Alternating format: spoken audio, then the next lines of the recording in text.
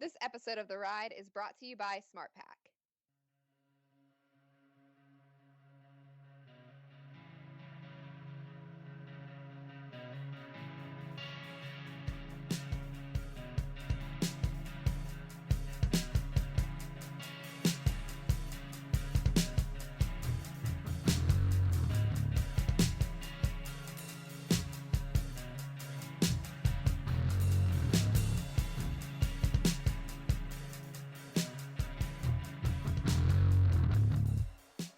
Hey everyone, and welcome back to The Ride. This is Michaela.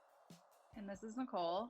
And on this episode, we are chatting with Tristen Baroni, and he is connected to us through another guest that we had on the Ride podcast, Jody Morton. Her story was a lot of fun, and his story is also a very interesting one. Nicole and I learned a lot about him through this interview. He's a horse trainer in Montana. He does a lot of clinics and those sorts of things. So this was a fun interview for us. Yeah, it's always really great to kind of hear from the different people that are in the industry, whether it's professionals or non-pros, and in this case, like a clinician versus somebody who sticks to mainly the performance horse stuff where they're on the road constantly showing all year. So it was really cool to kind of get a feel for his horse life and living in Montana, which sounds like so much fun. And some of the journey he's had to get into the horse industry was really fascinating to learn, and hopefully will inspire somebody who wants to take a similar path. Yeah, a lot of the people that we've actually talked to, like they have grown up in the city and the suburbs and those sorts of things and get into horses. And Tristen comes from a very unique background and has gotten into horses. So I think that this is a very inspiring story, an educational story, and I'm excited for you guys to listen to it. On that note, let's jump right into this interview so you can learn more about him.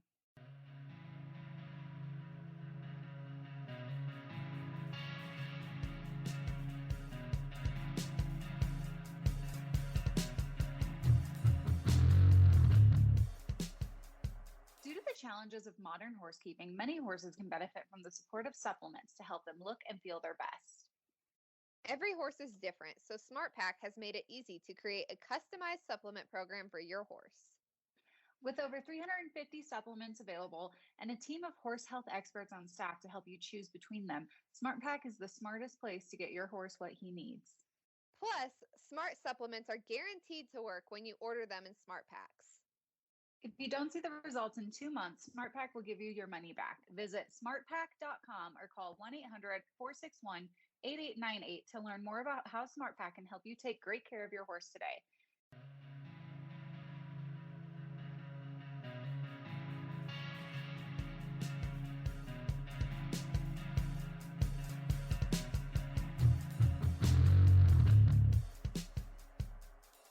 Hi, everyone, and welcome back to the Ride podcast. This episode, we have Tristen Baroni joining us, and I learned about Tristen through another guest that we had on the podcast previously, Jody Morton. She introduced me to Tristen, and we have just been chatting back and forth ever since, talking about different things for the magazine. And I just wanted to have him on the podcast because I thought that he would be an interesting take, and his horse life seemed super cool, and he has a very awesome Instagram. So thank you, Tristen, for joining us. Yeah, thanks for having me. Yeah, Jody was kind of our link to all this. She told me about it, and I heard her podcast with you guys, and it seemed like a really good time. And she had lots of good things to say about you. Yeah, well, so let's start at the very beginning and how you got involved in horses and what your horse life looked like from the very beginning. Okay, I I had some things when I was growing up. My parents were addicts and traveled around, so we were really poor and not really an environment to have horses. As we all know, horses, like, number one thing they like to eat is money. And when you're in that kind of situation, you don't really have any of that. But I was always drawn to them. I got to sit on some when I was little a couple times when things were kind of going good, and then it went downhill after that.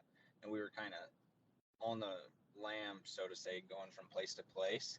And I'd always draw horses, always wanted to be around them. First horse I ever wanted was an all white horse. I wanted to name Lightning. Um, I never got that one, but I've rode a couple of them that were named that and that color. But really, my journey started last year at high school. I just started getting on whatever horses anybody would let me get on.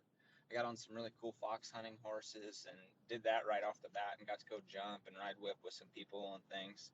And then just really started to get an interest in the working ranch horse. And that was kind of my goal. I didn't know it all the way at that point, but I realized that I wanted to pursue horses. So I left Mississippi the day after we graduated high school and moved to Montana. And I started working for outfitters that, take people hunting and take people on big fishing trips. And I lived out of a wall tent in the Bob Marshall for about 4.5 months. Um, Guided elk hunters, packed in, cut all the wood, packed in horses, started colts in the middle of Bob Marshall, which probably wasn't the smartest thing, but it was a great learning experience.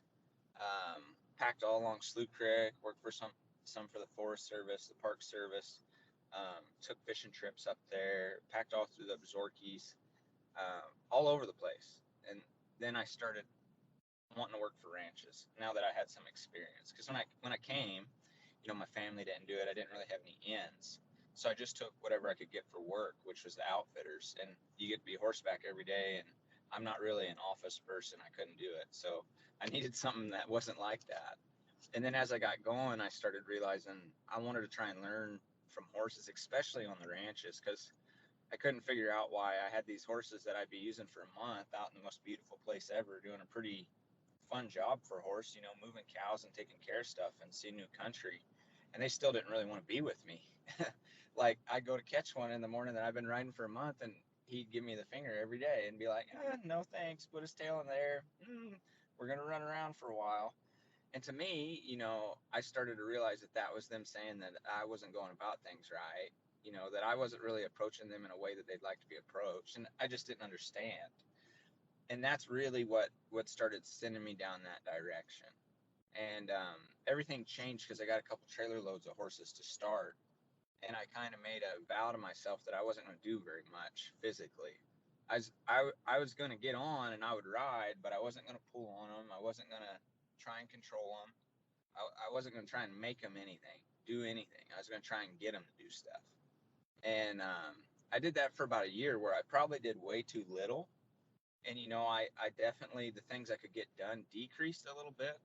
But by about the end of that year, they started to increase tenfold pretty dramatically because I finally started doing, being quiet enough and not doing so much physically that the horses could express themselves and show me what they needed help with. And you and I were talking about this on the phone the other day, but it's so easy because of the life we live and kind of how we're raised through society. And we're really not a sensory animal anymore. We're more of like a frontal lobe animal where we do lots of overthinking and things, where a horse is run off their cerebellum and their cortex, they're real sensory oriented and they still worry about dying and things.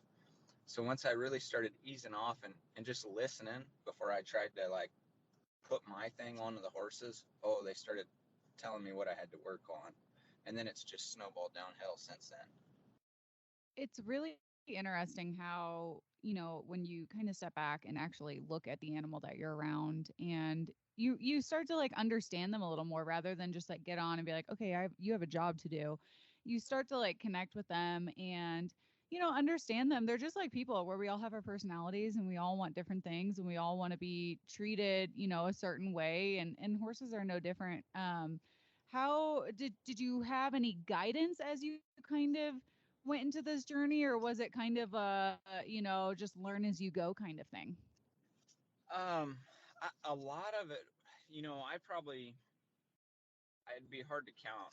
I've kept track of a lot of them in a book, but in the beginning I wasn't. I probably started 140 horses before I ever met anybody that trained horses or that I wanted to learn anything from. And then I started meeting some of those people and I realized that they weren't exactly what they portrayed to their clients or kind of to society, because I went to go work for some folks and they were saying a lot of the right things, but when other folks weren't around, they weren't doing the things they were saying. They were kind of doing a complete opposite. So from a pretty early point, after I tried to seek out some people, I just kind of took it upon myself, like, well, all right, these fellers are telling me one thing and they're doing another, and this feller's telling me one thing and doing another, and this lady's telling me one thing and she's doing a whole nother. So why don't I just try and figure out how to learn from a horse? Because can't a horse like horse better than a human? Um, so that's really what I started to look at was how can I communicate with these guys or understand what they're trying to tell me so they can teach me? Because they'll do that, but so many things, everybody tries to sell you a system or a specific way to do things, and people start losing the ability to look because we're so goal oriented as humans. Like, we want what we can do, how we can accomplish it, especially people who work in like the business sector and offices. Everything is scheduled out, everything's listed out. This is what you have to get done. And if you start doing that with a horse, you miss everything because you start focusing on what you find important, what you would like to accomplish, and you start talking over him. And then pretty quick, he realizes that that's what you're going to do and that you're really not that, dependable. So you might get by. He might do it in spite of you, but he'll never be turned loose or completely relaxed or really trying to help you. At the best of times, he might be working against you and still getting it done. Yeah, I was gonna say, I feel like that connection is just so important between horse and rider. I mean, I've experienced it myself. Sometimes you just ride horses that the connection's not there, but sometimes you just gotta work through it and ride through it. But when there's a solid connection and the horse understands that you are there for them and to help them in the long run, and that you are aware of their surroundings for them, it just seems like that process just goes so much easier. So, kind of with that, I know you said you started horses and you started out, working for the outfitters and those sort of things. So, where are you now, and are you starting what types of horses? Now I'm in Columbia Falls, Montana. We're renting an older Elk Park arena. We've got the lease on it, and it allows us to keep all our horses there and travel out. And then I do lots of lessons and clinics and around town, being in town now, because I was in Helmville, about an hour and a half away from the grocery store for almost 8 years. There'd be 3 weeks where I wouldn't see nobody but horses, which I don't particularly mind. I'm that kind of person. But now it's nice just because, business and going to teach people and help people, get to see lots of different horses. Folks don't have to travel as far. Used to, I would travel to everybody else. But yeah, right now we're working out of Columbia Falls. We got some clinics in Texas, two in Texas, one in Colorado, one coming up in Washington, one in the Little Belts into May, and then we're putting together a cow working clinic here for Big Fork, Montana, here in the next month or so. So you said you're starting to do some clinics. How did you kind of evolve into the clinic type of thing? Was it just that you just wanted to share the information that you've learned through the way? And have you kind of adjusted your original program to include more clinic work, or has that always been kind of the focus? I I always wanted to teach people because you got to remember there was a time when I was going out and looking for help from folks. And it seemed like a lot of folks just wanted money. They didn't sincerely want to help, and they were kind of counterfeit. And you got to realize, someone from my background that's been, beat on and seen people hurt pretty bad and dead and things like that, you look at life with a different perspective. I look at it more with is this person going to bring good in my life, or is this person, are they going to bring, more bad in their life? Are they kind of a risky person to be around? Are they, how do they read? How do they handle things when they start going poorly? Do they start losing their temper? Those aren't folks I like to have around, because I seen what that leads to. And those personality traits speak pretty loud. It's pretty hard for people to cover them up around horses. That's why I was so drawn to horses, is because you can tell your story all you want, but when you've got a horse, you can't fake it, because they don't care about the same things we do. They care about their well-being in this very moment, right? Whenever you're with them, right then. They're not thinking about yesterday, and they're not thinking about tomorrow. They're right in the moment. So that I started to see that, and I started to watch people teach, and I was like, well, these folks have been going to clinics for 20 years with this particular 3 or 4 people, and they still can't turn their horse around. They still can't get him to stand still when they go to get on him. They still can't get him to stop without pulling his mouth apart. Is it the people going to the clinics, or is it the teacher? I think if you've been teaching the same person for 20 years, I would say the teacher probably should change some of their systems to fit the person. Like they say that they're doing for the horse. Like if you say you're going to set things up to fit the horse, I think you should do that with people too, because you believe it works. Otherwise, I don't know that you should really say that. So I started to see that, and I'm a slow learner. Like I went to college and all that, and it was tough. I missed about 5 years of school growing up because, when your parents are addicts and they're beating on you and you're different colors and stuff, you can't really go to school because everybody asks questions and you're always traveling and things like that. So it's a little different. So I was hungry to learn, and then I kind of started figuring out how I learned. Almost my last year at college, I kind of figured out how I learned best, what worked for me. Because I'm not a memorize and regurgitate person. I'm really, really bad at that. I've been hit in the head a bunch of times, and my recall, it just isn't. It's not as good as a lot of people's. But if I can get a comprehensive understanding, I can articulate it very, very well because I understand how it works in my brain. But I got to find that way for me, and that's what got me sparked up for teaching. Was people started asking me for help while I was working because they thought my horses looked nice, so they asked me to help them with theirs because I was riding all over the place and riding a lot of horses. And then I started teaching people, and I started remembering because I've watched some people get taught before too. And then I was like, well, there's a system here, but it hasn't really seemed like it's going to work. So I'm just going to interpret what the horse is trying to tell the person and try and explain that to the person in a way that they can see, maybe a way that they can understand. Maybe, if they do something for a living, I might kind of try and read about it or think about it and see what things are important to that and see if I can't tie it into the horse and what he's trying to tell them.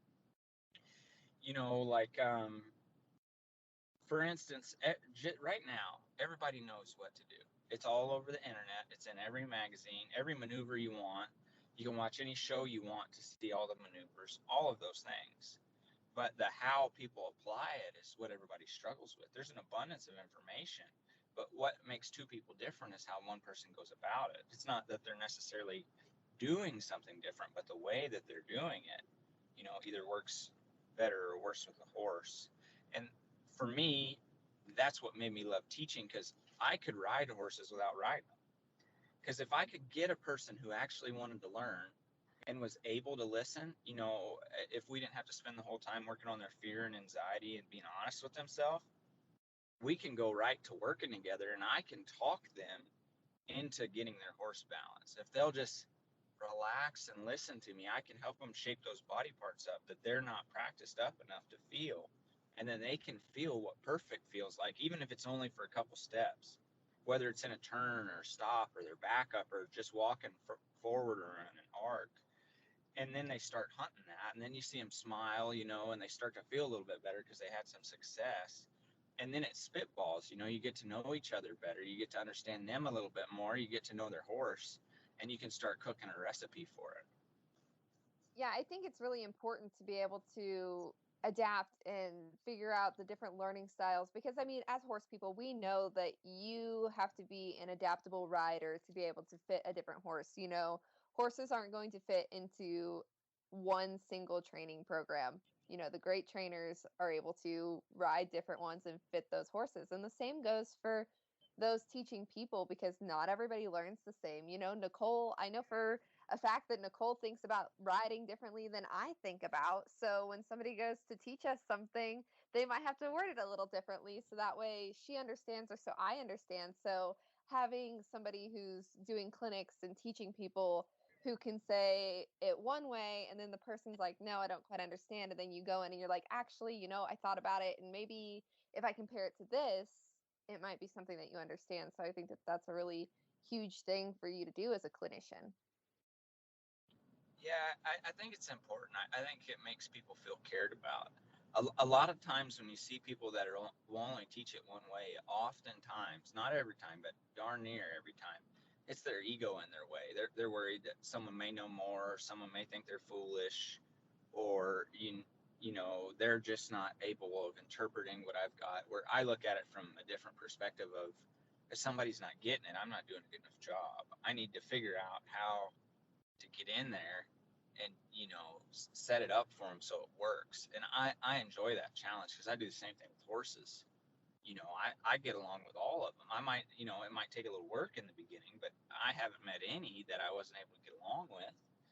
And to have other people be able to do that is what's important to me. Because if I can just do that, it's not really helpful to society. Like, I got to get it to where other people can see these things and kind of change these things. And we've had good luck with it. And it's, you know, that's really my dream and goal, is just to help more people that want help to be able to not argue with their horse and get to learning from them.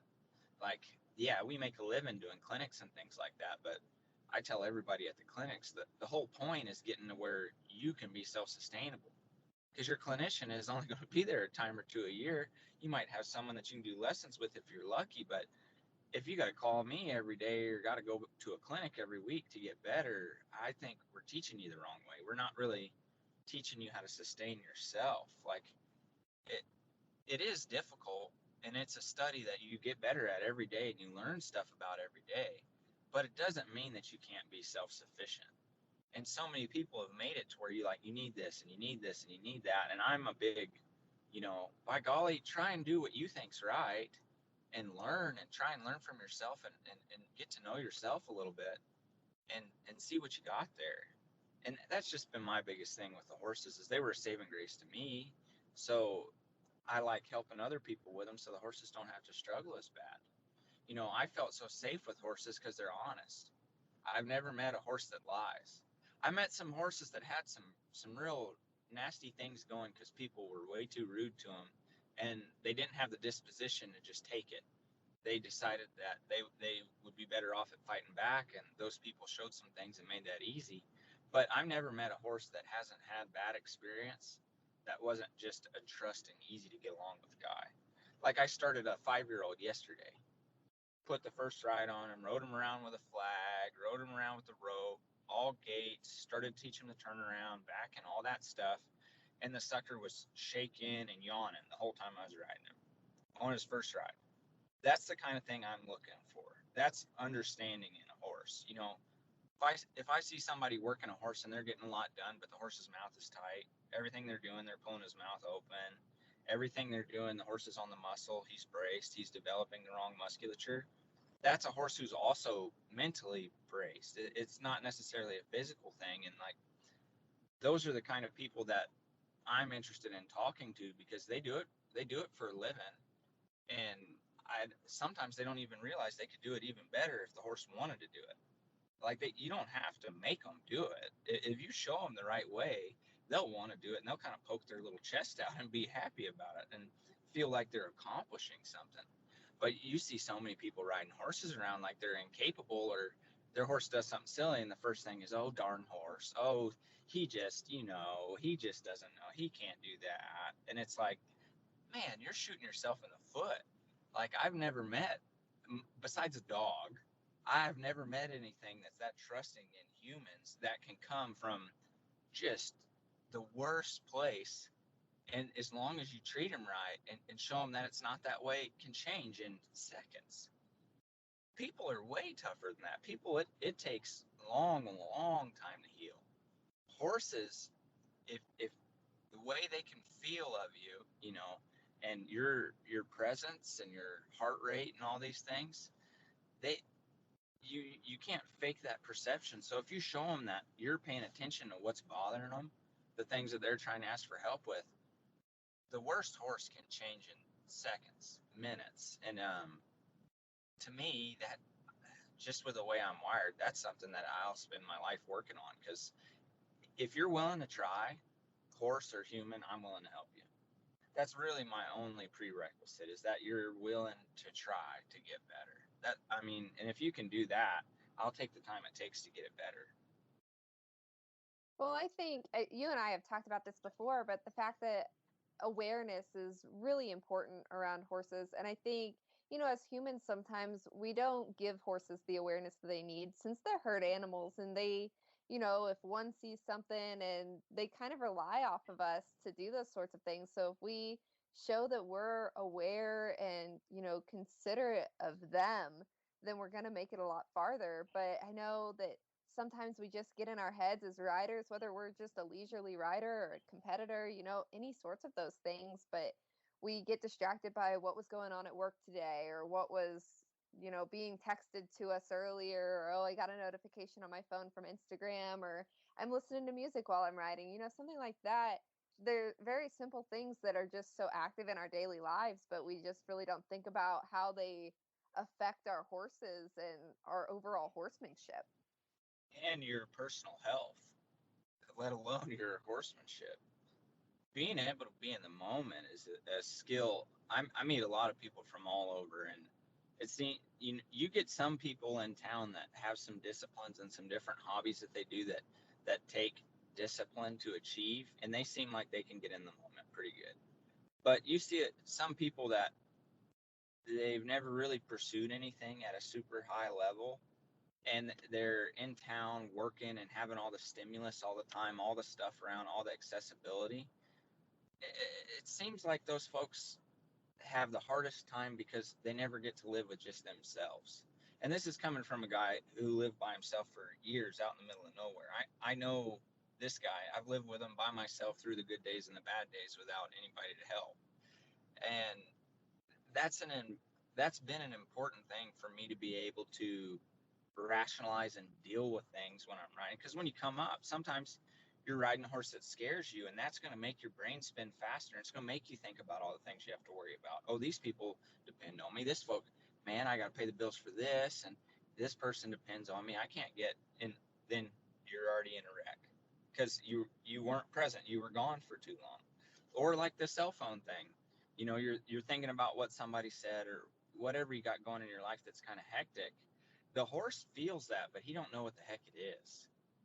He feels it as anxiety and stimulus. And as we all know that ride horses, their brain's like a pie chart, and it's got so much space. And some folks at the best of times don't even have all of the space freed up. They've always got, either the herd against them or the food against them, or maybe the horse is just a little afraid of them being around them against them. So if you're not aware, it's hard to get to where you can use that whole horse, and it's an everyday practice. I work on it every day, and I know lots of other people work on it every day, and I don't know that it's something that you ever master, but it's something that gets easier the more you do it. I think you're always working at it. I think you bring up a really valid point. We've talked a lot about, horse training on this podcast in general, and we've talked a little bit about the mental aspect of it. But when you kind of talk about communicating with the horse and, kind of, you can trust them and you learn to help them trust you and all of this that I feel like we don't really touch on a lot. And we should touch more on, because I think it is really important that you have this connection, this communication, this trust between the two of you, in the saddle, on the ground, whatever. How do you kind of bring this into your clinics, or when you're just working with somebody who struggles with that?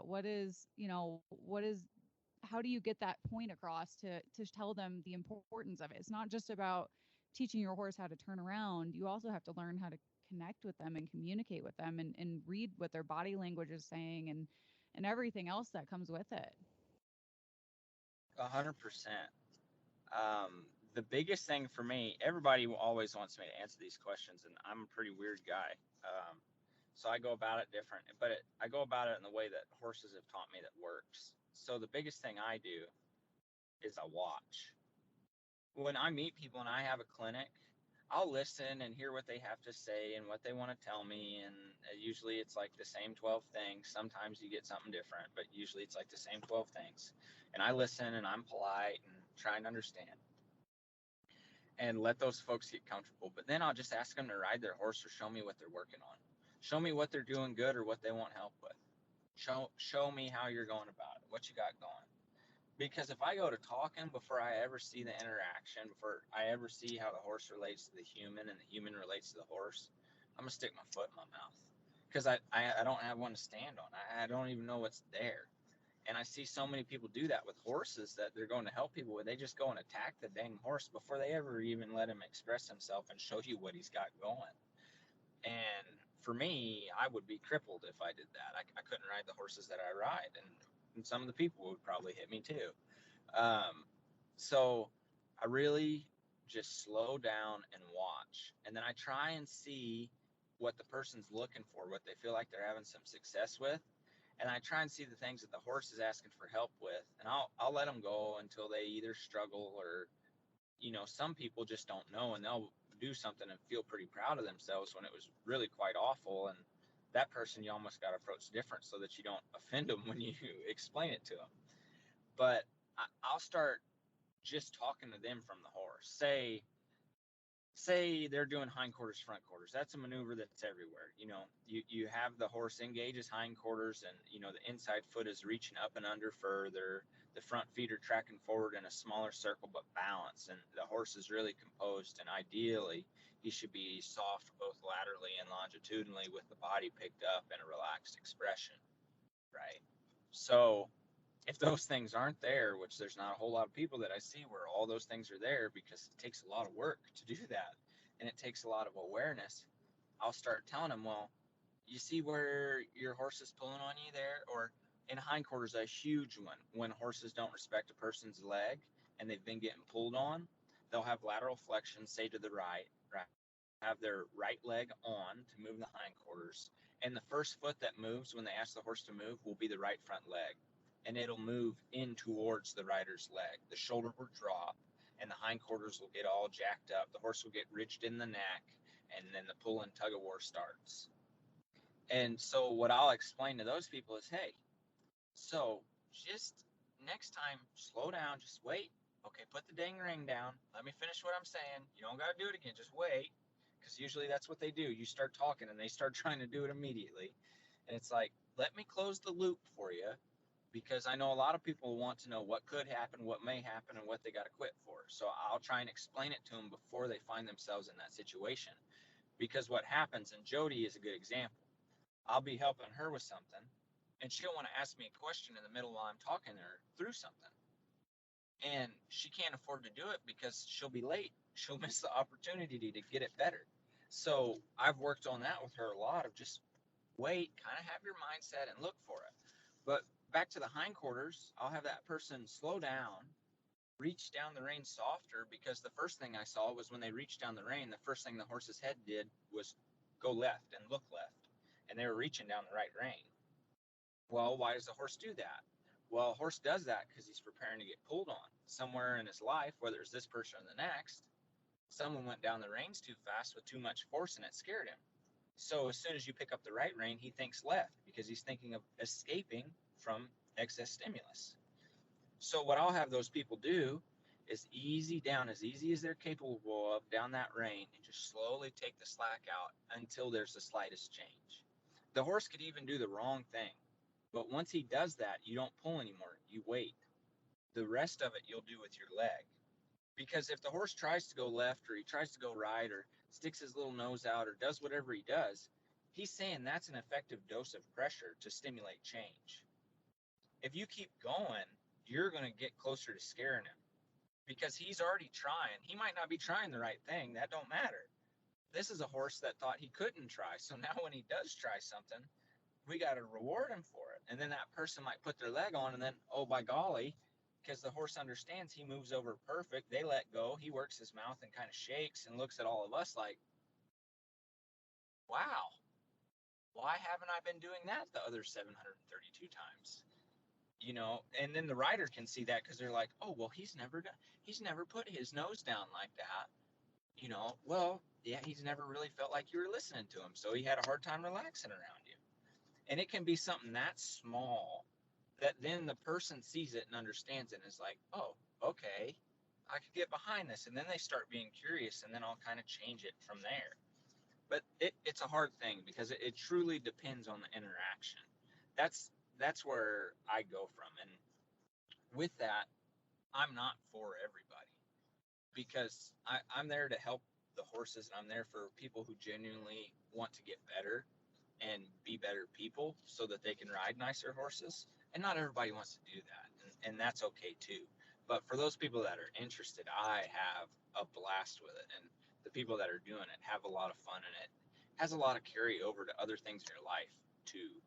Um, I just feel like it's a good way to live, trying to help people and get help from others when you need it, and being open to it, to learn from different people and realize that, you know, what we thought we had going, we might not, and that's okay. That's part of being a human. You know, you get a chance to get better. None of us start off knowing anything.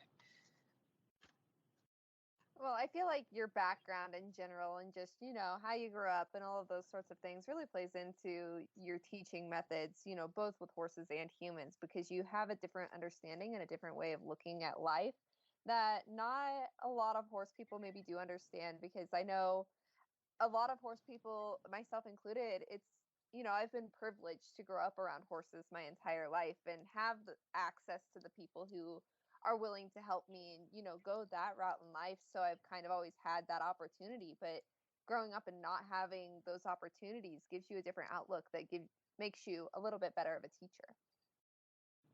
Yeah, I I definitely think it helped put me in the right direction. You know, I think it's like anything in life. I could have been a victim myself and decided to, you know, try and use the system that was in place and things like that to get through that. Or I could have been like, well, I don't want to be any of this. I see that I'm capable of this and other people are capable of this. Maybe I should kind of see the turns that those folks took to go down that way and avoid that.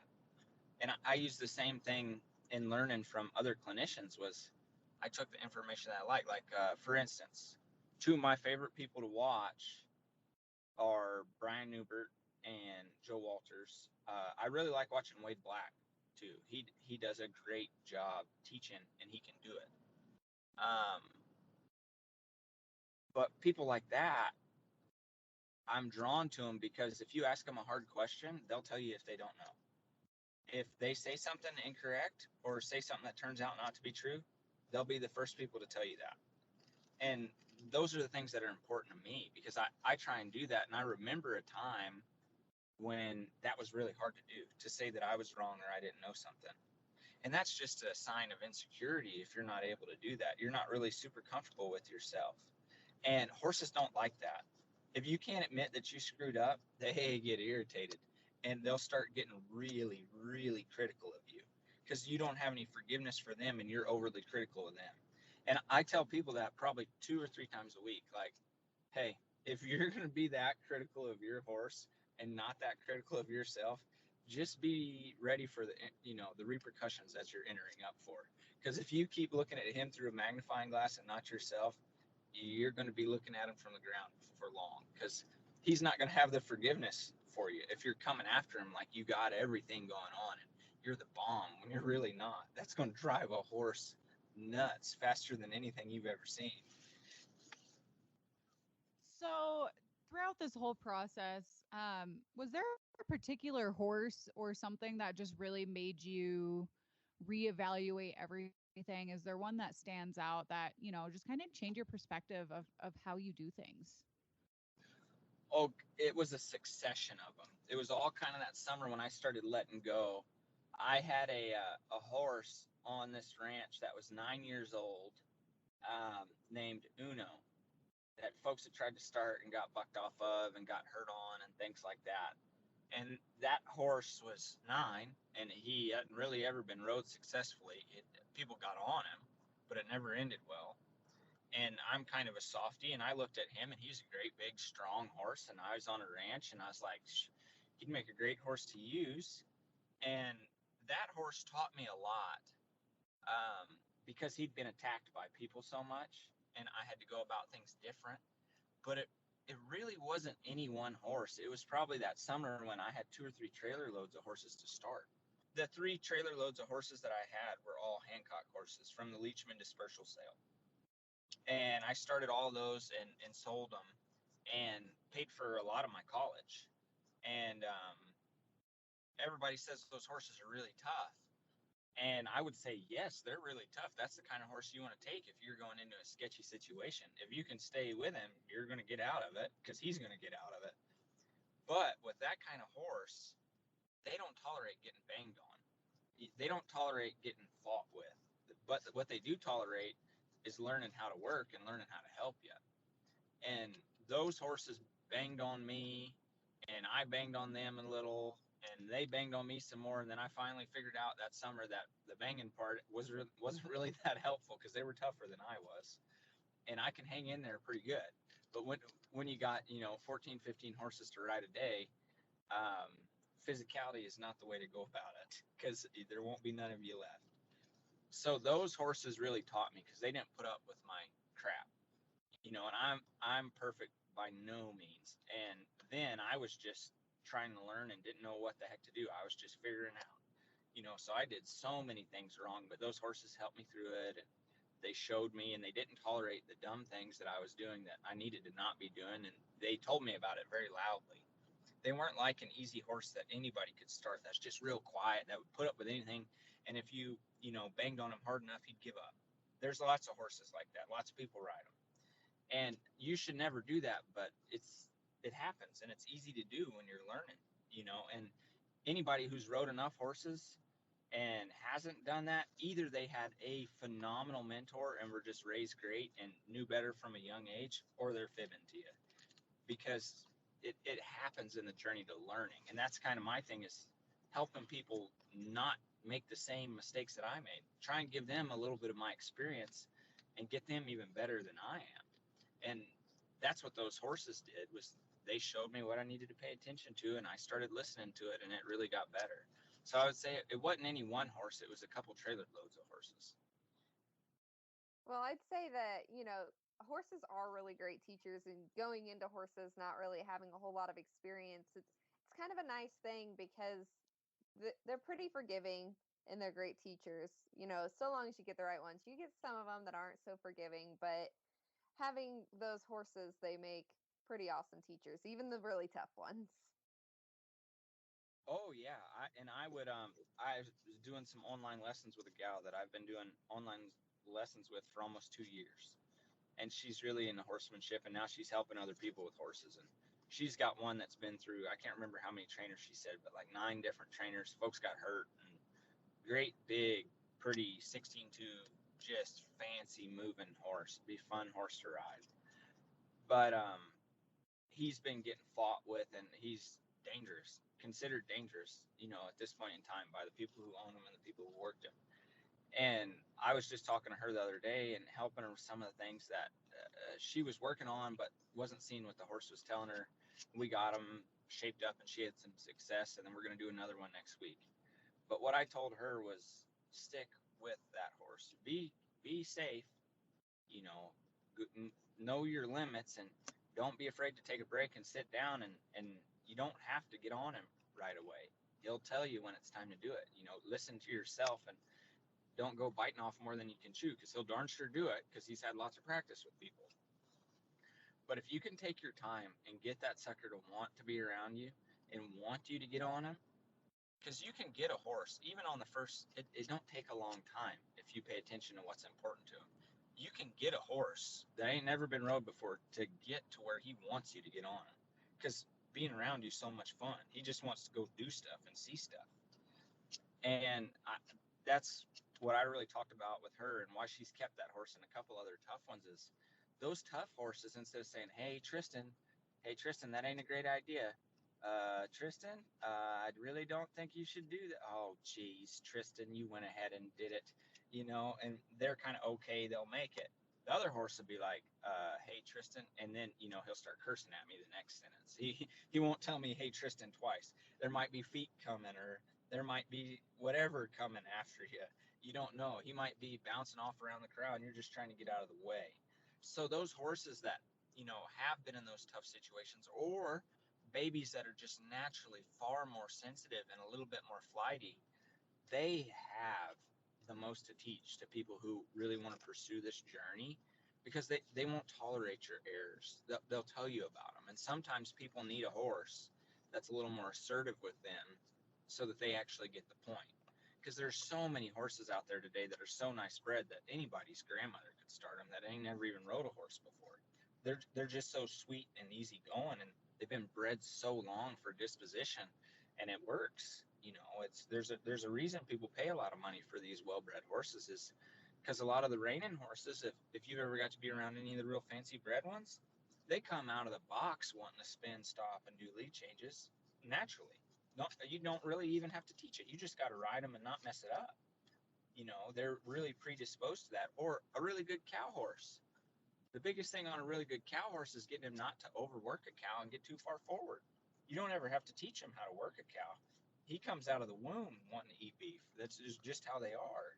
You know, so it's interesting to see how people have changed and trainers have changed too, where some folks only ride certain kind of horses.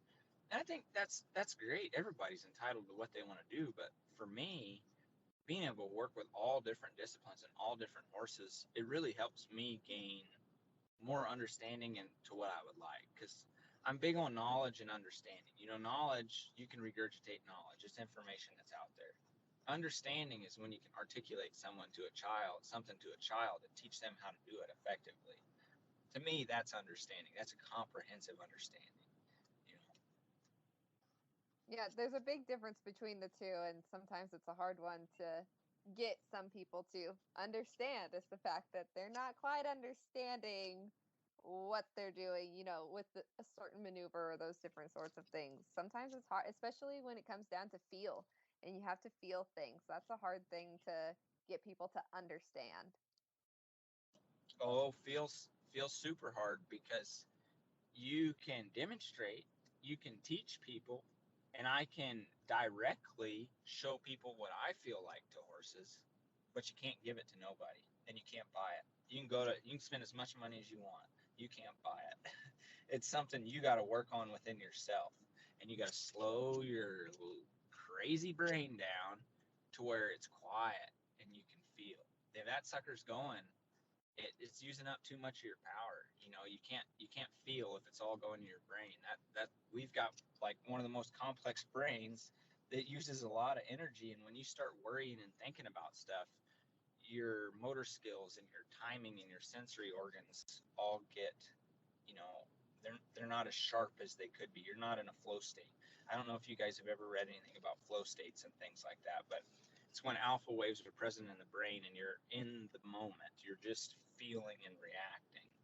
And it's like I ride horses so much and practice it so much that I can be in front of 2,000 people and not even know they're there if a horse is there, because I'll be so focused on what I'm doing that I can't see anybody else. I'll be talking to them and things like that, but everything in the back is blurry and just the horse is clear, you know. And yeah, that's a neat place, and it's neat to see people get there because it makes you feel good emotionally and physically, because it just like you get calm for a little bit. You can just be in the moment. I think that would help a lot of people be a lot more healthy if they had something, whether it was horses or the guitar or anything, to where you can just shut the brain off for a little while and get a little freedom from your own mind. I think it's a pretty important thing. Absolutely. So, for people who want to learn a little bit more about you and your methods and the sort of things that you are putting out into the world, where can they find you on social media and your website? So our website is notorioushorsemanship.com.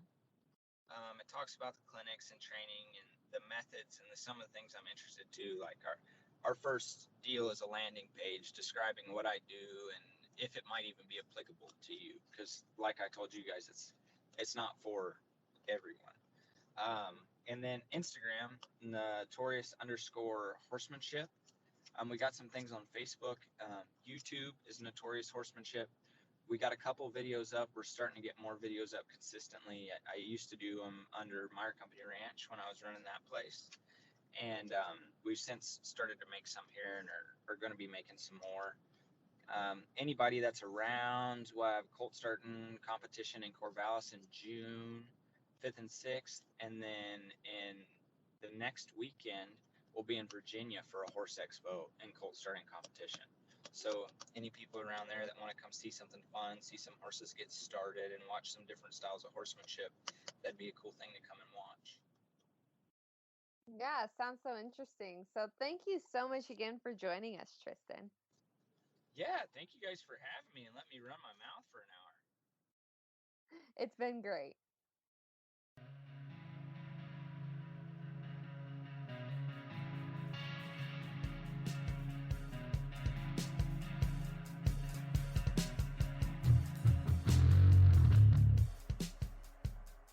Once again, we'd like to thank SmartPack for sponsoring this episode of The Ride. Thank you guys for tuning into the Ride podcast. We hope you enjoyed this episode, and please be sure to subscribe wherever you listen to podcasts.